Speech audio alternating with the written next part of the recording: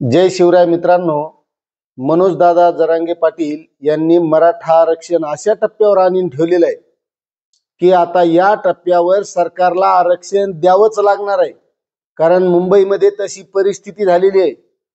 मुंबईमधल्या प्रत्येक रस्त्यावर मराठा बांधव दिसत आहे.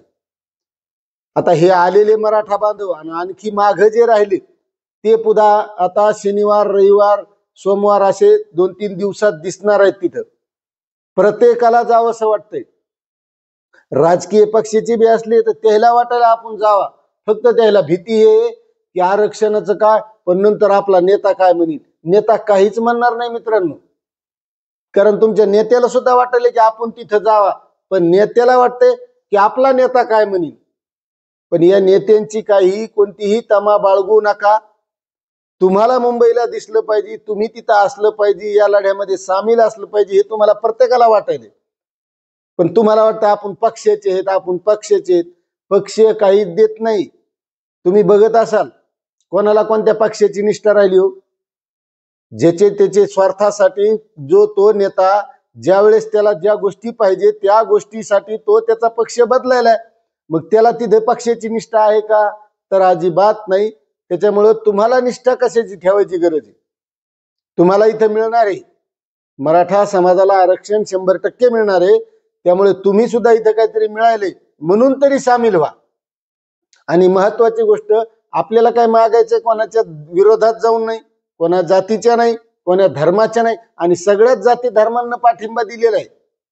आणि याचं महत्वाचं कारण आहे, तुम्ही आता बघत असाल तिथं वेगवेगळ्या जाती धर्माच्या आमदारांनी पाठिंबा दिलेला आहे.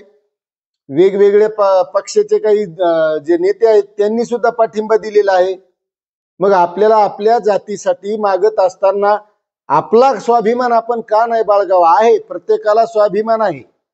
फक्त लाज आहे की आपला नेता काय म्हणेल, मग मी तर ह्या पक्षाचं काम करतो. पक्ष म्हणजे काम करत असताना ती काही आपल्याला भेटलेली नोकरी नाही किंवा आपण त्यांचे ताबेदार नाहीत. आपण आपल्या पक्षाचं नंतर काम करायचं आहेत ना. तुम्हाला कोणी म्हणत नाही पक्ष सोडायचा. आणि इतर सगळं जाती धर्मातले लोक मनोजदादा जरांगे पाटील किंवा मराठा आरक्षण लढ्याला पाठिंबा का देत आहेत? तर जे मराठा समाजाला जे नेतृत्व लाभलंय, आता हे मराठा समाजाचं नेतृत्व राहिलं नाही, हे सर्व जाती धर्माचं झालेले आहेत. मनोजदादा जरांगे पाटील त्याचे बी कारण मी तुम्हाला सांगणार आहे. आणि हे नेतृत्व निस्वार्थ आहे, स्वतःसाठी काहीच नाही. गेल्या 2 वर्षाच्या काळामध्ये सर्व समाजाच्या लक्षात आलंय की मनोजदादा जरांगे पाटील हे असं नेतृत्व आहे की हे निस्वार्थी आहे, स्वार्थी नाही.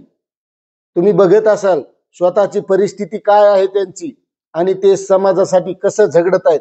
बरं, ते आज काही नुसत्या मराठा समाजासाठीच नाही, हा मराठा आरक्षणाचा मुद्दा निघू द्या मित्रांनो, सर्व समाजासाठी, शेतकरी असतील, कामगार असतील, सगळ्यांसाठी हे लढा देणार आहेत. आणि तुम्हाला पुन्हा एक सांगतो, हे जे काही राजकीय लोक असतात, मी या समाजाचा नेता, मी त्या समाजाचा नेता, खरंच विचार करून सांगा कोणत्या समाजाच्या नेत्यानं कोणत्या समाजासाठी एवढं म्हणजे नेतृत्व मोठं केले की निस्वार्थीपणे तो पुढे आलेला आहे? एक नाव सांगा मला, एक.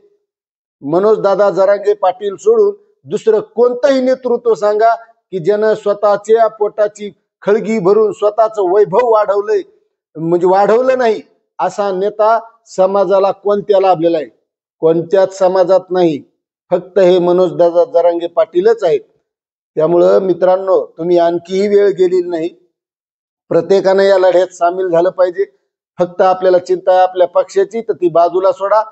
आरक्षण मिळाल्याच्या नंतर तुम्ही प्रत्येकानं तुमच्या पक्षाचं काम करा. तुमच्या पक्षाच्या नेत्याला सुद्धा वाटायले की जसं आता माजलगावचे आमदार प्रकाशदादा सोळंके तिथे दिसले, दुसऱ्याला वाटायला आपण दिसलं पाहिजे. बीडचे आमदार संदीप भैया क्षीरसागर तिथं दिसले. त्यानंतर बीडचे खासदार बजरंग बाप्पा सोनवणे तिथं आले. त्यानंतर परभणीचे खासदार संजय जाधव साहेब तिथं आले. आष्टीचे आमदार सुरेश अण्णा धस तिथं आले. त्यानंतर शिवसेनेचे विरोधी पक्ष नेते आमदार अंबादासजी दानवे तिथं आले. असे बरेचसे आले. त्याची लिस्ट आपण आता व्यवस्थित एकदा त्यांच्यावर व्हिडिओ करणारच आहेत, कारण त्यांचे सुद्धा नावं घेणं त्यांना मोठेपणा देणं गरजेचं आहे, कारण त्यांनी स्वतःच्या मनाचा मोठेपणा दाखविला, जातीचा अभिमान दाखवला. त्यांनी पक्षाची चिंता केली नाही, कशाचीच चिंता केली नाही. आता सुरेश अण्णा धस्तर पक्षाचे म्हणजे भाजपचे आहेत, सत्ताधारी पक्षाचे आहेत, पण त्यांनी कोणताही विचार केला नाही. मग आपण का विचार करायचा? आपण काय आपल्या नेत्याला बांधील आहोत का? आणि तुमच्या नेत्याला सुद्धा वाटायले हो, पण तुम्ही पुढाकार घ्या. तुमचे नेते उद्या तुम्हाला तिथे दिसणार आहेत, आणि मग उद्या तुमचे नेते दिसल्यावर तुम्ही त्याच्या मागे आल्यावर तुमचं काय महत्व राहणार आहे? त्यामुळे तुम्ही अगोदर तिथं पुढे व्हा, तुमचे नेते सुद्धा दिसणार आहेत, कारण त्यांच्याही लक्षात येईल की माझे बी कार्यकर्ते या लढ्यात सामील आहेत. मग आपण का मागे राहायचं? कारण नेता तुमच्यामुळे, तुम्ही नेत्यामुळे नाही. आणि आपल्या मनात हे बसलेले की आपण नेत्यामुळे, नेता तुमच्यामुळे, हे लक्षात घ्या.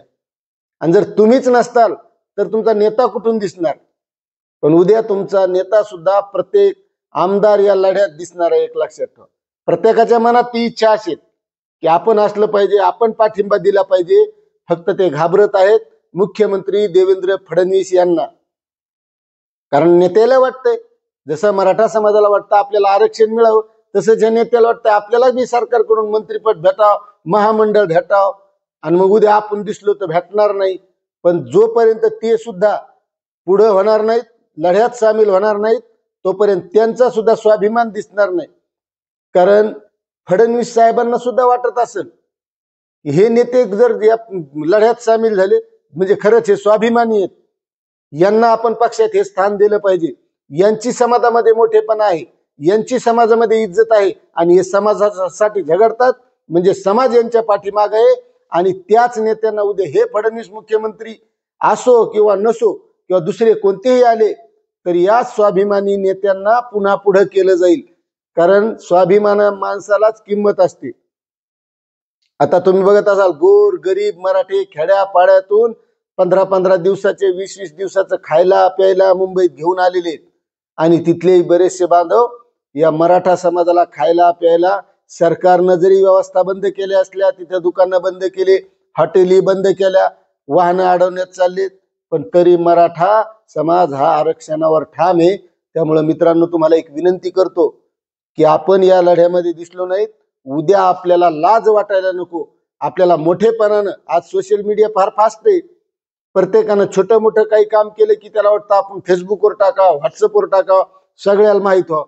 आणि मग तुम्ही जर एवढा मोठेपणा मिरवत असताल, मी या पक्षाचा मी त्या पक्षाचा, आणि तुमचा जर स्वतःच्या जातीचा मोठेपणा दाखवायला तुम्ही तिथं नसताल, तर लोक तुम्हाला उद्या विसरतील की जे स्वतःच्या जातीचे नाहीत ते आपल्यासाठी काय करणार, हे लक्षात घ्या.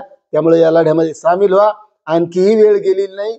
चला, तुमच्या मनात बी ती भावना आहे की आपण या लढ्यात असलं पाहिजे. तुमची भावना फक्त व्यक्त करा, तुमचं मन मोकळं करा आणि लढ्यात सामील व्हा. जय हिंद, जय महाराष्ट्र, जय शिवराय.